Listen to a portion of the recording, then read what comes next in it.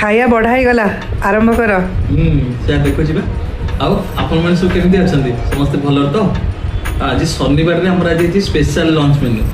ଦେଖ, ଭାତ, ଇଏ ହେଉଛି ମୁଗ ଡାଲି, ଏଇଟା ତ ହେଉଛି ଆମର ମେନ୍ ମେନୁ।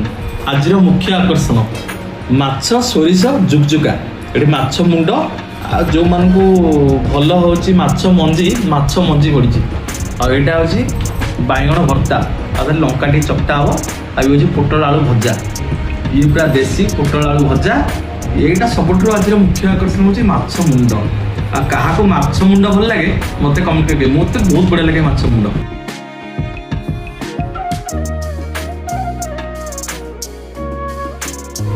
ଏଇଟା ଟିକେ ଭଲ ଲାଗିଲେ ଲଙ୍କାଟାକୁ ଦେଲେ ୟାର ଟେଷ୍ଟଟା ପୁରା ଡବଲ ହେଇଯିବ।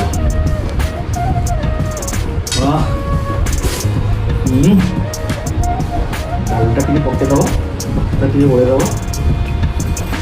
ଚାଟିଛି ମାନେ ଆଉ ବାସ୍ନା ମାନେ ଫୋନରେ କହିହେବନି, ଏଇଠି ଟେଷ୍ଟ ନେଇହବ।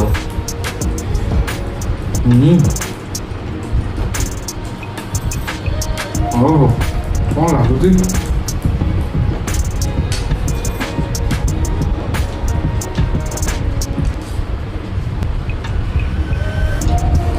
ଆଜିର ପୁରା ବେଷ୍ଟ ଖାଇବା। ଚାଲ ଏନ୍ଜୟ କରିବା ଖାଇବାକୁ।